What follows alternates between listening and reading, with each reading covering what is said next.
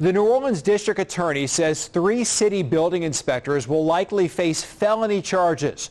All 3 of those inspectors quit their jobs after we started airing stories that question whether they falsified records, claiming they inspected buildings when they didn't. That potential malfeasance proved to be significant because those sham inspections could have led to the collapse of a high-rise hotel construction site, which killed 3 workers. Tonight, we take a look back at inspecting the inspectors. Oh my God. A hotel construction site in downtown New Orleans collapses. 3 workers lose their life, their bodies left under rubble for more than a year. And our investigation uncovers this unsafe structure could be the result of shoddy oversight by city employees. It really makes me sick at my stomach. July 18, 2019, city records show a safety and permits employee, Julie Tweeter, inspected the slab at the Hard Rock construction site. But that's likely impossible because Tweeter's city vehicle GPS logged her movements that day. Her car stopped at her house for nearly 2 hours around noon, but never came close to the Hard Rock site. This is a major significance due to the fact that that's what inspectors are there for, is to make sure that the project is being built to code and we have proper safety in place. On September 16th, Tweeter claims to have visited the site again. Records show the inspector noted the construction site passed inspection and gave the approval to pour slab on the 17th floor. The city file even includes a picture of the work site, allegedly from that day. But the GPS records show that day Tweeter came close to the site once. She parked at 314 North Rampart, 2.5 blocks away. But the GPS says she only stopped at that address for 6 minutes. It's a 4-minute walk from that address to the construction site. If the GPS information is accurate, it suggests it's unlikely she would have been able to walk to the site, inspect the 17th floor, then walk back to the car in 6 minutes. Frank Morris has more than 47 years of experience in the construction industry as an inspector. He says it would be impossible for Tweeter to inspect the site that fast. I would say at the very the very most simplest deal, it would take between 15 and 30 minutes. Just to inspect. Just to inspect, if they're doing the job right. We reviewed safety and permits GPS records from July 1st until the day of the October collapse and compared that to the city's inspection records during that timeline. We mapped out the GPS records. Here's a wide view of the city. And as we zoom in on the Hard Rock site, you can see a handful of times city vehicles parked around the construction site. During that time period, city inspectors claimed to visit the Hard Rock site 9 times. By our analysis, we found 3 cases where GPS data shows inspectors parked a city vehicle in front of the construction site. 6 inspection dates. Data shows a city safety and permits vehicle didn't come close to the Hard Rock site. That includes October 1st, less than 2 weeks before the collapse. Inspector Julie Tweeter noted the hotel site passed a slab inspection, but we can't find any city safety and permits vehicle near the site that day. If they're not properly inspected, you could have a disaster like what we had. We do know 3 vehicles went to the site on August 29th. One was there 32 minutes, another 26, the third 5. The only other likely inspection since July 1st, according to the GPS records, came September 20th, when a city vehicle stopped in front of the Hard Rock site for 20 minutes. Less than a month before the collapse, according to these records, the last time a city inspector visited the site. That tells me that the whole system needs to be looked at due to the fact that if y'all found that many people that possibly did not go out and look at the project.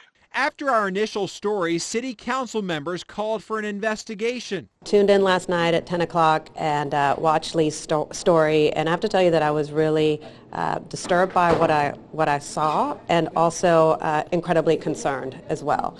And as I was just saying, if it is determined to be true that there was a safety and permits employee who said that they went to inspect the Hard Rock, and instead, went home or whatever. Then came and falsified records that inspection had been cleared. Well, I believe that if those accusations are true, then that person needs to be fired, and I think the proper law enforcement authorities need to be contacted as well. Also, after our first story, the mayor's office told us Julie Tweeter was under investigation by the city. I know that right now we're looking at reassigning her. I'm not sure where that is in the process. I think that's a conversation that takes some time. But as of right now, today, she is out sick, and they're looking at a way to reassign her duties right now. But there's more. We found 2 more city inspectors who records indicate failed to inspect the Hard Rock. The first, Thomas Dwyer. On August 9th, 2019, Dwyer signed off on slab inspections at the Hard Rock. But his car's GPS records don't show him close to the construction site. The GPS records do show him making a 1 hour and 13-minute stop at Costco that day, then going home to his Gretna house. He appears to have arrived at City Hall around 9 that morning and left at 2:48 in the afternoon. And again, even though he signed off on inspections, the GPS data indicates he never visited the Hard Rock. On July 26, 2019, city records show a third inspector, Eric Treadaway, gave Hard Rock Hotel contractors the okay to pour slab on the 14th floor. Treadaway claimed to visit the site and inspect the existing slab. But look at this map that tracks the movement of his assigned city vehicle.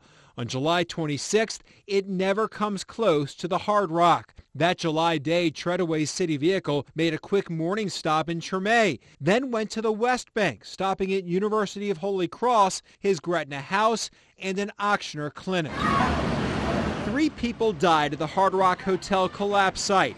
We spoke to the twin sister of one of the construction workers. She was shocked and angry when she saw our stories that city inspectors signed off on work at the site, likely without visiting it. The first thing I felt was like, oh my God, how could she not go inspect that building all those times?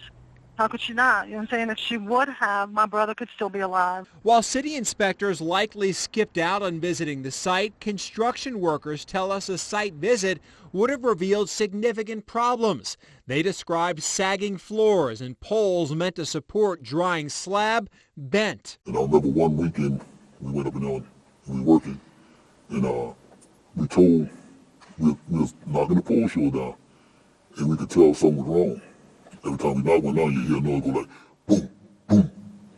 And so we stopped, and we got a supervisor to go up there.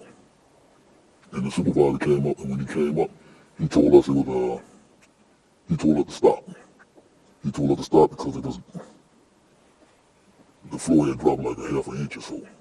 The floor dropped a half an inch? Yeah, he said stop because the floor was dropping. As we were taking it down, the floor was dropping like a half an inch or so. So literally the concrete above you dropped a half an inch? Yeah, it dropped. Well, when you see the pole shores bent, you could tell that it was coming down a little bit because the pole shores was bent on an angle.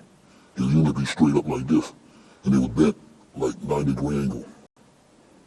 So that tell you right there something was wrong. The construction worker said he remembered this happening around 2 months before the collapse. Around the same period of time, we've uncovered several inspectors may not have visited the site. Frank Morris says the blame doesn't fall on just the city employees. He also points to the leaders of the Safety and Permits Department, including Director Zachary Smith. It appears it was very easy for y'all to find that they weren't doing their job.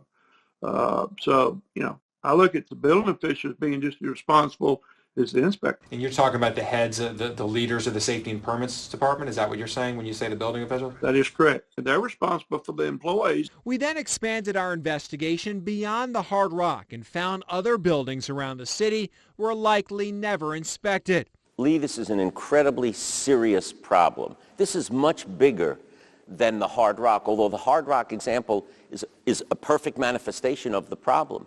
We have no GPS data of Inspector Julie Tweeter's vehicle coming close to this Marigny Street property on July 26th. She marked it as passing a rough framing inspection. She passed an inspection at Brother Martin High School. Again, her GPS shows her vehicle never came close to the address on the alleged inspection date, July 30th. There's a reason why we have inspections. It's not to raise money for the city. It's to make sure that buildings are constructed in accordance with the codal regulations. And when you don't do the inspections and you pretend that you do and you sign off as if you've done them, this is gross malfeasance. We have questions about more than 30 of the inspections during a 4-month period. We have GPS and inspection records. Around 10% of the properties Tweeter claimed to inspect. There's lack of management. There's lack of supervision. I would want to know from her supervisors, did you know that on day X, when she said she was inspecting, she was actually doing something else? This is serious stuff we're talking about. This is a very serious thing. You have to look no further than what happened with the Hard Rock. It's not that she is not being inspected now. It wasn't inspected when it was being built.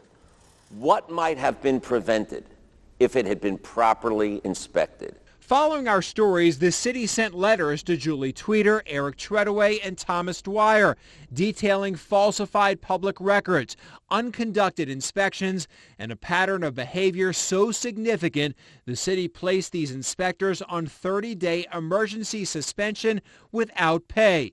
The city told Tweeter she failed to inspect the site 8 times, saying she received photos of the Hard Rock site from third parties and uploaded those photos to the city computer system that was intended to indicate she had been present at the job sites for the inspections in question. The city told Treadaway he also used third-party pictures that he submitted to indicate he was present at the job site, like this one from July 26th. On the 14th floor, even though Treadaway's GPS and now the city say he never visited the site. And we found another inspector. Thomas Dwyer's city vehicle went to Costco for more than an hour. And even though he claimed to inspect the Hard Rock, his city vehicle also never came close to the site. Thomas Dwyer retired from his city job days after we started asking questions. The city also sent him a letter saying it will be placed in his employee file. Our stories led to more fallout. Julie Tweeter and Eric Treadaway both left City Hall, quitting before any hearing could be held on their suspensions. And the city overhauled the Safety and Permits Department. The city demoted the head of that department, Zachary Smith. Why should he keep his job and be demoted instead of, losing his job? That's a fair question, certainly to ask. And simply because you have certain skill sets, and as leadership, we're required to leverage those skill sets to the best ability we are able to see. City Chief Administrative Officer Gilbert Montano says Zachary Smith failed as a manager and supervisor, but says no investigation has revealed he's corrupt. Smith temporarily stayed in Safety and Permits. Are you concerned at all about the safety of buildings in this city?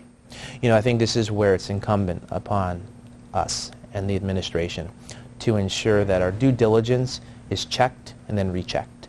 So wherever there was question, wherever there was concern on any building or any inspection that did or did not happen, I think we have to double check, double verify. But are you concerned about the safety of buildings in the city? I am not concerned about the process that we have in place right now. Now, as far as the buildings go, I think the due diligence will tell us. The New Orleans Inspector General investigated the findings in our stories and recommended felony charges against all 3 city inspectors.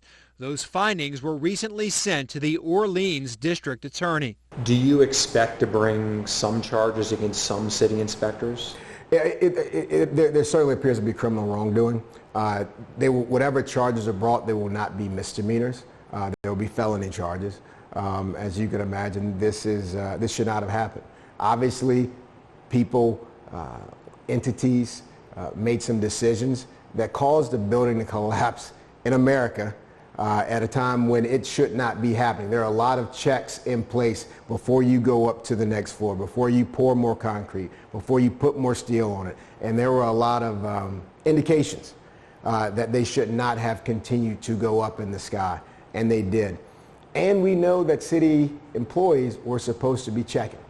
And it's clear that they were not, right? So all that is important and it'll be dealt with. But the damage left behind isn't fixable.